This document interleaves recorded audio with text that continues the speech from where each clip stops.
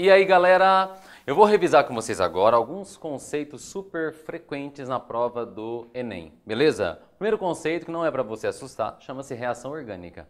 Reação orgânica na prova do Enem, normalmente é aquele estilo siga o modelo. Ele te dá uma reação pronta, aí pede para você fazer a mesma para uma outra substância, do mesmo estilo, é claro. Então vamos lá. Eu coloquei para você, que só para entender, uma síntese chamada de síntese de Wurtz. Ela converte o quê? Um haleto orgânico em um hidrocarboneto. Mas olha a mágica do negócio. Esse haleto orgânico tinha só um carbono, certo? O hidrocarboneto final tem 2, dobrou a quantidade, você percebeu? Certo? Na realidade é o seguinte, você usou 2 moléculas dessa, mais 2 mols de sódio metálico. Os 2 sódios com os 2 iodos formam 2 NaI, normal. Aí o CH3 que sobrou de uma molécula com o CH3 que sobrou da outra, se fundem e vira etano, que é um hidrocarboneto de 2 carbonos. Certo? Professor, se aqui fosse 3 carbonos, por exemplo, viraria 6. Se aqui fosse 10 carbonos, lá teria 20. Agora, olha a pergunta que o exercício pode fazer. Faça a mesma reação e escreva o produto para a reação desse haleto com o tal do sódio metálico. Em outras palavras, faça a mesma reação para esse cara aqui. Olha que fácil. Se aqui tinha um carbono e aqui virou um hidrocarboneto de 2, e agora que esse haleto já tem 2 carbonos? Ué, professor, quando duplicar, vai virar um hidrocarboneto com 4 carbonos. Faz sentido? Então, qual que é o hidrocarboneto com 4 carbonos que eu tenho certeza que você conhece? É só você pegar um etil, que está já no quadro, grudar ele num outro etil, entendeu? Esse outro etil vai grudar. O que vai formar que tipo de hidrocarboneto? Um hidrocarboneto de 4 carbonos, que você sabe que é um dos constituintes do gás de cozinha, o gás de botijão, tal do GLP. Fechou? Tranquilo? Então, de 2 carbonos, você duplicou, virou o quê? Virou 4.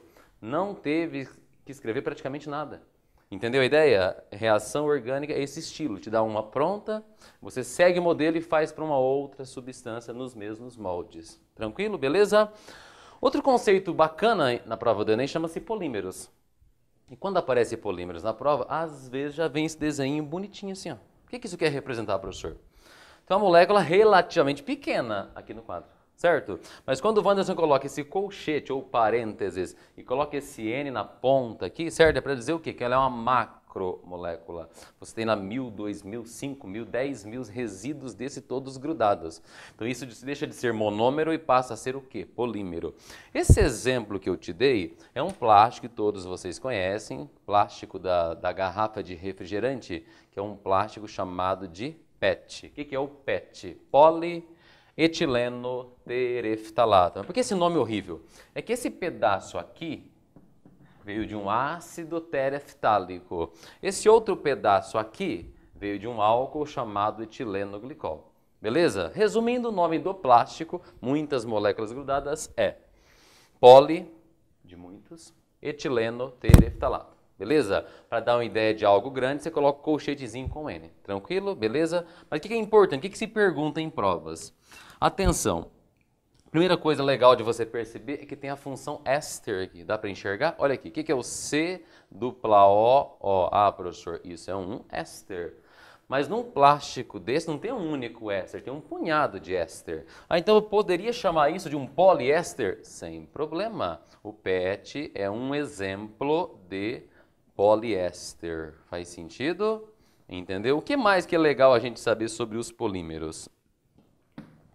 Tem 4 critérios básicos de classificações para um polímero. Qual é? Primeiro é muito fácil. Ninguém tem em casa uma árvore, um pé de PET. Lógico, ele é um troço artificial. Faz sentido? Então, o nome bonito para isso, você fala assim, ele é um polímero do tipo sintético. Você sabia que o PET ele tem uma alta reciclabilidade? O que quer dizer isso? Você pode aquecê-lo, derretê-lo e moldá-lo de novo, certo? Esses plásticos, esses polímeros que têm essa alta reciclabilidade, você vai chamá-lo de um polímero termoplástico. Entendeu? certo? Professor, mas quem não é termoplástico é o que então? Aí ele é chamado de termofixo ou termorrígido. O melhor exemplo de termofixo ou termorrígido é a baquelite dos cabos de panela, que não derrete. Queima, mas não derrete, tá bom? Mas o PET é termoplástico. Agora, dois nomes bem fáceis.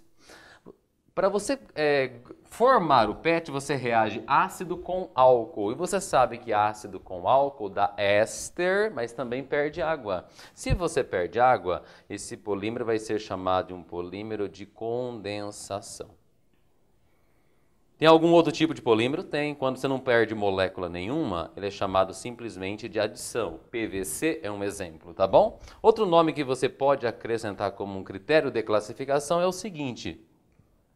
Esse polímero foi feito de duas substâncias diferentes. O Wanderson falou o seguinte, que ele é derivado do ácido tereftálico e também do etanodiol, ou etileno glicol. Então eu grudei dois tipos de substâncias para formar esse tal de PET. Então quando isso acontece, você chama de copolímero, entendeu? Porque o nome copolímero, nós usamos dois monômeros diferentes. Professor, por que o nome condensação? Porque para o ácido combinar com álcool e formar o éster, você perde água. Beleza? Se eliminou água, o nome do processo vai ser condensação. Tranquilo? Então, eu te mostrei um exemplo de um polímero pronto. A função que tem nele, poliéster, poderia ser uma poliamida e por aí poderia ser um polifenol, entendeu? Os 4 critérios básicos de classificação. Não é natural, portanto é sintético. Dá para reciclar, portanto termoplástico. Quando a reação acontece, perde água, o nome disso, condensação. Quando eu uso dois tipos de monômeros para formar um polímero, 2 ou mais que seja, você vai chamar de um copolímero. E se eu usasse um tipo só, seria chamado de homopolímero. Fechou, galera? Agora é o seguinte, nós vamos ver agora um conceito um pouco diferente, né, bem diferente de orgânica, chamado de radioatividade. Só para você lembrar, o que é radioatividade? É aquele fenômeno onde um núcleo que está muito instável, muito cheio, começa a fazer uma faxina, jogar o que para fora? Partículas e ou radiação. E o nome dessas emissões radioativas, quais são as principais? A alfa, a beta, e no combo, o que vem? Já vem a tal da gama, que não é partícula, que é o que? Uma onda eletromagnética. Só para constar, partícula alfa, partícula beta e radiação gama. Tranquilo? Então vamos lá.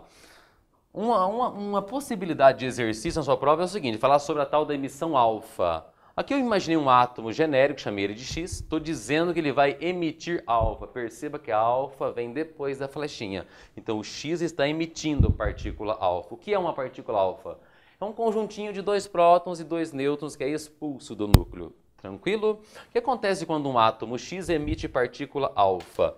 O número de massa que era chamado de A, ele vai cair para quanto, professor? Vai cair para A-4. Cai 4 unidades. O número atômico que era Z, vai cair para quanto? Vai cair para Z, para Z-2. Tranquilo? Beleza? Só para curiosidade, se esse cara, por exemplo, morasse na família 7A, esse mora na 5A. Faz sentido? Se esse fosse um alcalino terroso, família 2A, esse cara vai ser o quê? Um gás nobre do período anterior. Tranquilo? A outra emissão que você aprende chama-se emissão de partícula beta, que nada mais é do que jogar um elétron para fora do núcleo.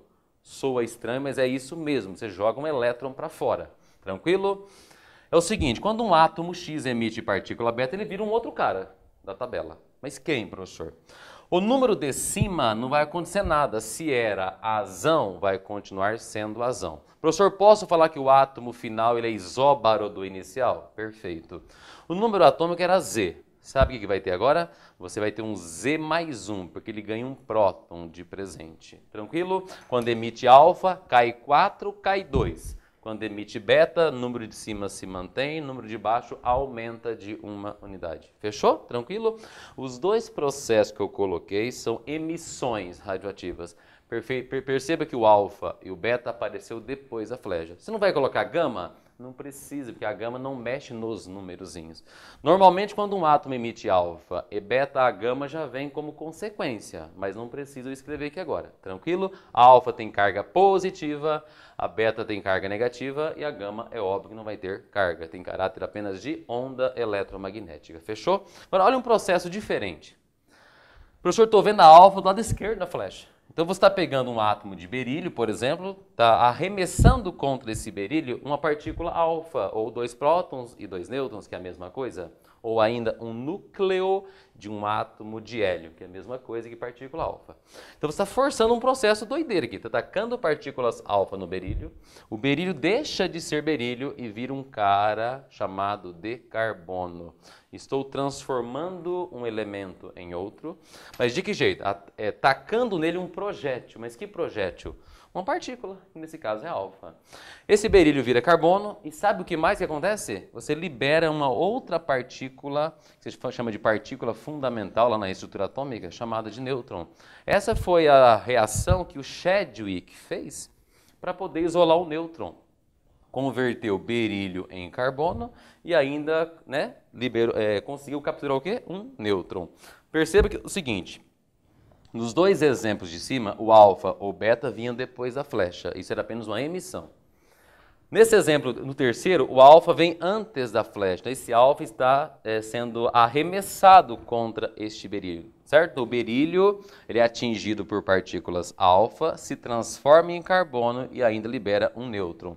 Esse processo último não é uma emissão simplesmente.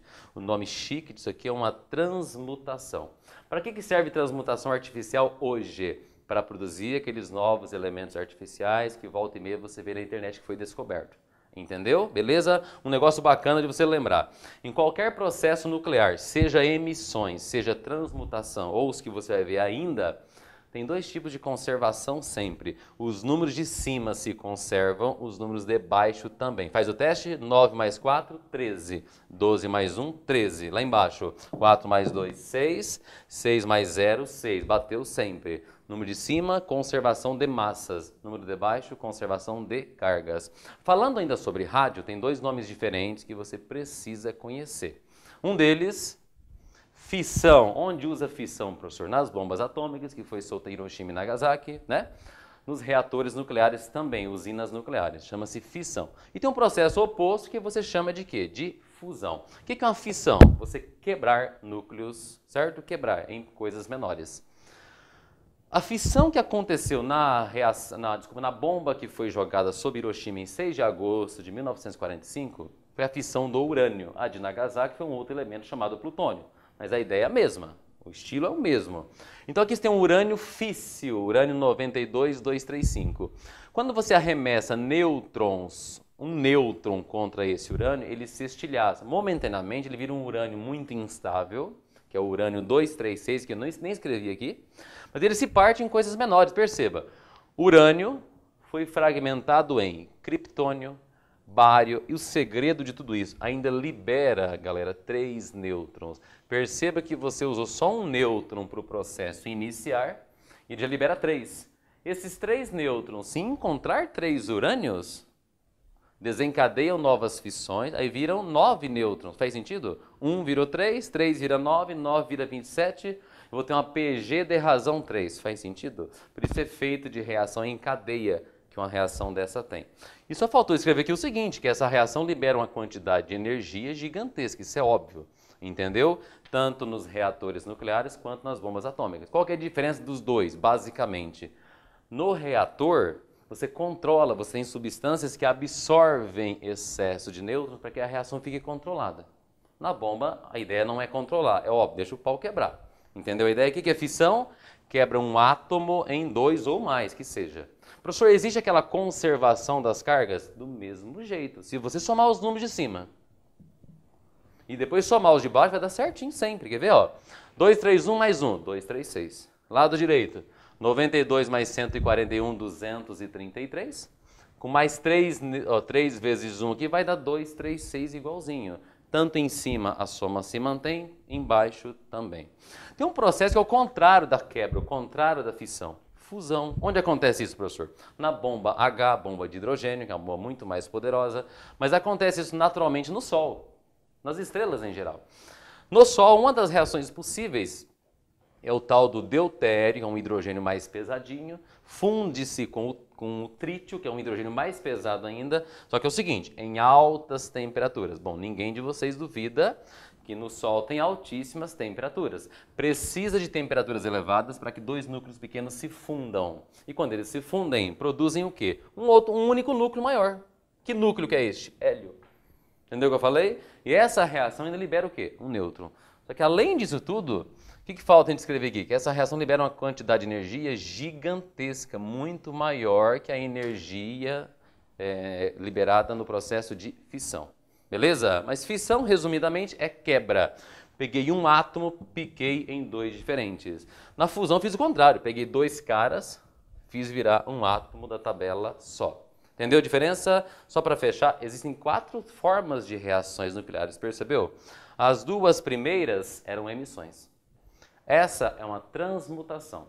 Quando um átomo vira 2 ou 3 ou 4, sei lá quantos, fissão. Quando vários viram um só, o nome é o quê? Fusão nuclear. Fechou? Para fechar essa ideia da rádio, olha que é legal a gente comentar. Em Chernobyl, 1986, houve um acidente, estourou um reator, né, lá na Ucrânia. Um das substâncias que foi jogada para a Europa fora foi o tal do estrôncio 90, beleza? Que é um estrôncio radioativo. Ele vai decrescendo com o tempo, certo? Mas o que eu tenho que te informar? Não é para decorar, não. O período de meia-vida desse estrôncio é de 28 anos. Qual que é o significado disso, professor? Que a cada 28 anos ele cai para metade. Então é o seguinte, 28 anos após o acidente, esse estrôncio caiu para metade, a quantidade que ainda resta lá. Passado mais 28 anos vai zerar? De jeito nenhum. Passado mais 28 anos cai para a quarta parte. Passado mais 28 anos cai para a oitava parte. Vai zerar quando? Nunca. Nunca vai zerar. Por isso que dá uma curvinha, uma hipérbole decrescente assim. Fechou? Esse número chama-se tempo de meia-vida. E ele varia de substância para substância. Tranquilo?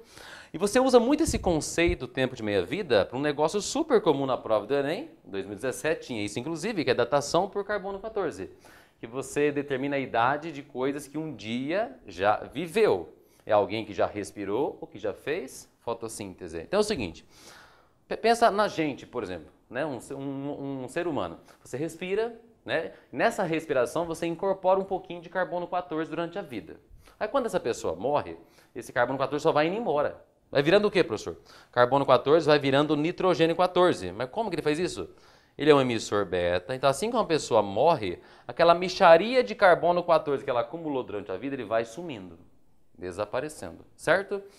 Tranquilo? Vai virando nitrogênio 14. Quanto mais velho, vamos dizer assim, está esse fósforo, quanto mais tempo faz que isso morreu, esse teor de carbono 14 vai caindo. Mas o que eu preciso dar um valor real, concreto aqui? O tempo de meia-vida para essa reação é de cerca de 5.700 anos. Ou seja, a cada 5.700 anos, essa quantidade de carbono 14 cai para metade. Então, se você encontrar um fóssil, que a quantidade de carbono 14 dele seja exatamente a metade do que tem numa árvore viva hoje, ou num animal vivo hoje, quer dizer que já faz 5.700 anos mais ou menos que esse troço morreu. Se você encontra um fóssil, né, ou seja, um fóssil que seja, você encontrou lá uma quantidade de carbono 14 de 25% da que é encontrado em alguma coisa hoje. 25% quer dizer que já passou 2 períodos de minha vida, concorda? No primeiro período, cai para metade. No segundo período, cai para 25%. Se passaram 2 períodos de minha vida, faz a continha. 2 vezes 5.700 vai dar 11.400 anos que esse negócio morreu. Esse é o princípio da datação de fósseis por qual método? Carbono 14. Tranquilo? Show de bola? Agora, para fechar essa revisão, um último assunto super comum também na prova do Enem, é o assunto pilhas. Beleza? A pilha de Denney, ou pilha, resumidamente, pilhas. O que é pilha, professor? Pilha é um dispositivo que serve para quê? Vamos lembrar? Para converter a energia química das reações químicas em que tipo de energia? Na energia elétrica, entendeu? Mas para você construir o raciocínio de uma pilha, basta você conhecer, sabe o quê? Essas duas reaçõezinhas que o exercício vai te dar. Beleza? É normal. Questões que falam de pilha, normalmente vem isso aqui, vem 2 reaçõezinhas desse estilo aqui. Tá? O que é esse negócio escrito aí, professor? Aqui no quadro estão representados 2 processos de redução. O que é isso, redução? Olha o NOx. Era 2, caiu para 0. Era 2, caiu para 0. Ah, tem um outro jeito de enxergar que isso é uma redução. você está ganhando elétrons. O elétron vem antes da flecha. Cobre mais 2 está ganhando 2 elétrons para virar cobre metálico. Zinco mais 2 está ganhando 2 elétrons para virar zinco metálico. Os dois processos são de redução. Só que não existe duas reduções ao mesmo tempo. Se alguém está sofrendo redução, vai ter um processo oposto que se chama de oxidação. Beleza? Então, olha como é que interpreta isso aqui. Qual que é esse número mede, sabe o que, galera? A tendência de um elemento sofrer redução. Então, qual que é a tendência do cobre sofrer redução? Mais 0,34 volts. Essa tendência você sempre mede em volts. Qual que é a tendência desse zinco 2+ sofrer redução? Professor, bem menor, menos 0,76. Então, a primeira coisa, precisa que você olhe aqui para o quadro e determine. Quem está mais afim de sofrer redução? Bom, pelo valor, professor, esse cara está muito mais afim de sofrer redução. Se ele está muito mais afim de sofrer redução, a gente fala que ele é um excelente agente oxidante. Mas daí, o que isso significa? Ele vai provocar essa reação de baixo ao contrário. Olha que doido. Olha para os valores, este é maior que esse. Então, esta reação vai acontecer como está escrita. Mas a de baixo vai acontecer o contrário. Você vai inverter a segunda. Sempre assim. Compara os dois valores. O maior deles, você mantém do jeito que está. O que tem menor tendência, você troca, você inverte e troca o sinal também. Então vamos lá, olha como é que é fácil isso aqui. Entre os dois valores, todo mundo olha para o quadro e percebe que o cobre está muito mais afim de reduzir do que o zinco. Tranquilo? Então você vai copiar a equação do cobre e vai inverter a do zinco. Vamos fazer isso? Tem que escrever de novo, infelizmente, né? Ó, então, cobre mais 2, certo? Ele vai fazer o quê? Ele vai ganhar 2 elétrons de quem? Já você vai enxergar. E vai se transformar em quem? Num tal de cobre metálico. Pronto. A equação do zinco, que é a outra, você vai ter que fazer ao contrário. Porque o Wanderson disse que não existe duas reduções ao mesmo tempo. Tem que alguém reduzir para alguém fazer o contrário. Como é que é o nome do processo oposto? Oxidar, beleza? Então a equação do zinco, você vai fazer ela invertida. Então fica assim. Zinco com carga 0, correto? Vai acontecer o que com ele? Ele vai perder 2 elétrons. Olha que bonito. Você percebe que o zinco perde elétrons, o cobre recebe. Um dá elétron para o outro. Esse é o princípio da pilha. Pilha é você aproveitar a tendência que um cara tem de doar elétrons, o outro tem de receber e criar uma corrente elétrica contínua. Essa é a ideia de uma pilha, certo? Aproveitar que o zinco está doido de vontade de doar elétrons, que o cobre está doido de vontade de receber e criar uma corrente. Essa é a ideia. Vamos lá? Então a equação do zinco está invertendo para mim. Vai ficar zinco, perde 2 elétrons e vira que tipo de zinco, professor? Um zinco com carga mais 2. E você sabia que dá para você somar essas duas equaçõezinhas aqui? E quando você somar essas duas equações, vai chegar num negócio chamado de reação global da sua pilha. Mas vamos colocar alguns nomes bonitos aqui. A reação de cima, você está ganhando elétrons. Ela é uma reação que você chama de semi-reação de redução. A de baixo, você está perdendo elétron. Concorda? O elétron vem depois da flecha. Então, essa de baixo você chama de quê? De oxidação. Beleza? Já vou até colocar um macetinho para você lembrar aqui. Ó. Um dos macetinhos que você pode usar em eletroquímica chama-se CRAL. O que é isso, professor? CRAL. No cátodo acontece redução, certo? E no ânodo acontece oxidação. Beleza? Se essa primeira reação ela é de redução, já dá para você falar que ela acontece no cátodo, certo? Então, essa reaçãozinha acontece no cátodo da pilha. Eu já te mostro onde está esse cátodo, beleza? Essa segunda reação ela é de oxidação. Vamos lembrar? Cátodo, redução, ânodo, oxidação. Então, essa segunda acontece onde? No ânodo de uma pilha. Beleza? Professor, se eu somar as duas, vai dar o quê? Vai dar um negócio chamado de reação global da pilha. E perceba que você vai cortar um cara que está no quadro aqui. Você tem 2 elétrons do lado esquerdo, tem 2 elétrons do lado direito, manda embora, já era, vai sumir daqui. Mas vai sobrar o que para a gente, professor? A hora que você somar as duas reações agora, olha o que vai sobrar para a gente. O zinco metálico, carga 0, ele vai reagir com quem? Com um tal de cobre, que tem carga mais 2, correto? Vai virar o que, professor? Vai virar um zinco diferente, que é um zinco que tem carga mais 2 e vai produzir o que também? Um cobre que é metálico. Agora eu preciso fazer uma outra observação aqui.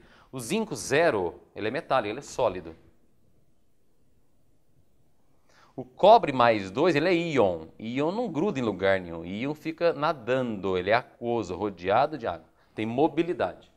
O zinco mais 2 também é íon. Então ele fica de que jeito? Na forma aquosa, igual o Michael Phelps, nadando para lá e para cá, certo? E o cobre 0, bom, quem tem carga 0 é sólido.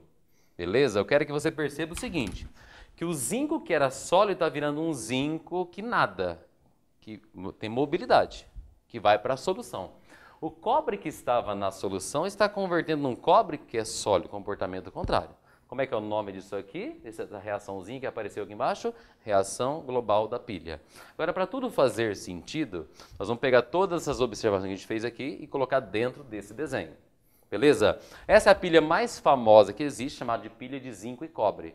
Beleza? Não foi nos dois as duas reaçõezinhas que o Wanderson escreveu? Zinco e cobre? Poderia ser qualquer outro. Então é o seguinte, vamos montar essa pilha agora para você entender. Desse lado esquerdo aqui, você tem um negócio chamado de eletrodo de zinco. O que é isso, eletrodo de zinco? Você tem lá uma barrinha de zinco, só que é obrigatório que essa barrinha de zinco esteja mergulhada no que, professor? Numa solução que contenha íons do tipo zinco. Então é o zinco metálico mergulhado no zinco iônico, os dois em contato. Do lado de cá, ao contrário. O que você tem aqui? Tem um eletrodozinho feito de qual elemento? De cobre. Cobre 0, cobre metálico. E esse cobre tem que estar mergulhado onde, professor? Numa solução que contém que tipo de íons? Íons cobre também. Então, se a pilha original, eu falei de cobre e zinco, tem que ter um eletrodo de zinco metálico mergulhado numa solução de zinco.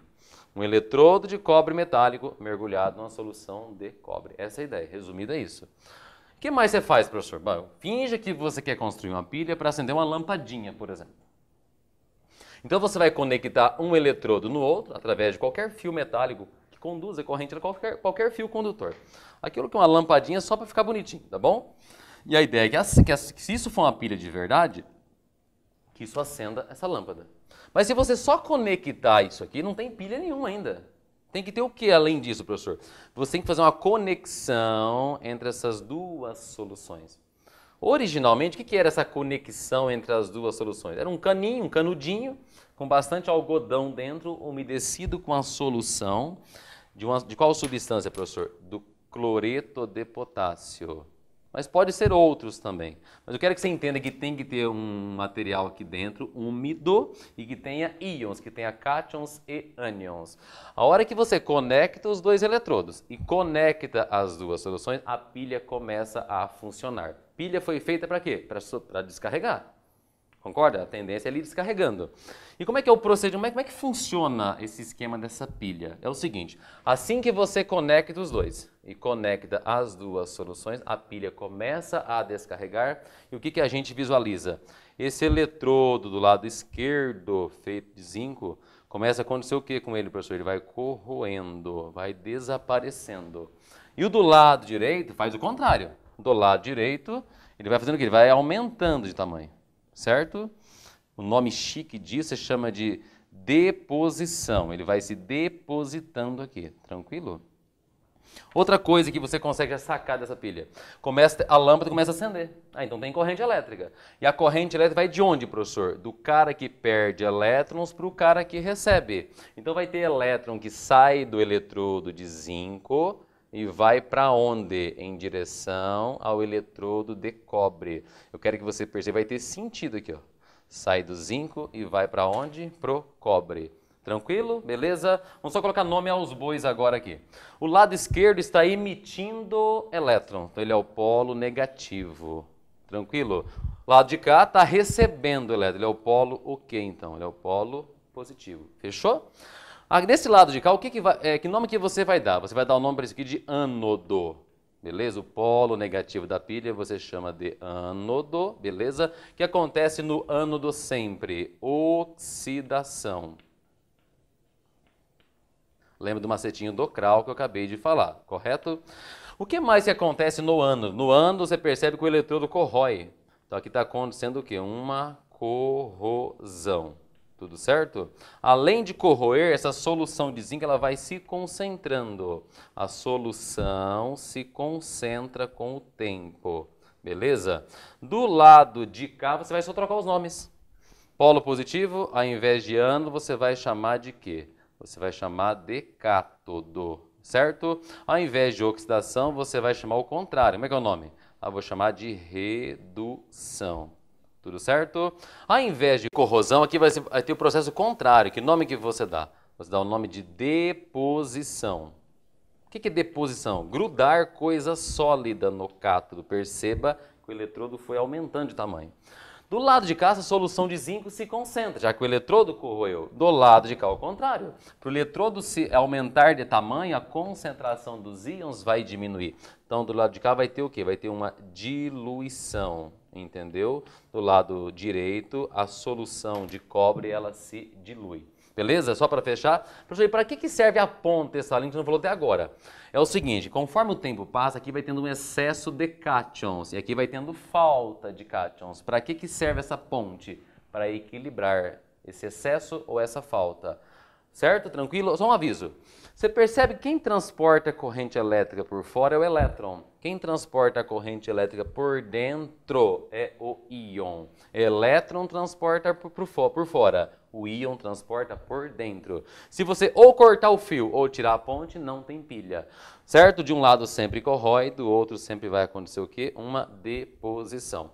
E se para te ajudar, de repente, tem uma musiquinha idiota, de repente te ajuda a fechar essa ideia da pilha. Você pode cantar assim. Eu vou cantar só o lado de cá, o lado de lá é o contrário. Canta assim. Pilha é fácil de aprender. Ia, ia, o. No cátodo tem redução. Ia, ia, o. Polo positivo, deposição, diluindo a solução. Ia, ia, o. Aí se você quiser fazer outro lado, as palavras são contrárias, né? Pilha é fácil de aprender. Ia, ia, o. No ânodo, oxidação. Ia, ia, o. Polo negativo, corrosão, concentrando a solução. Ia, ia, o.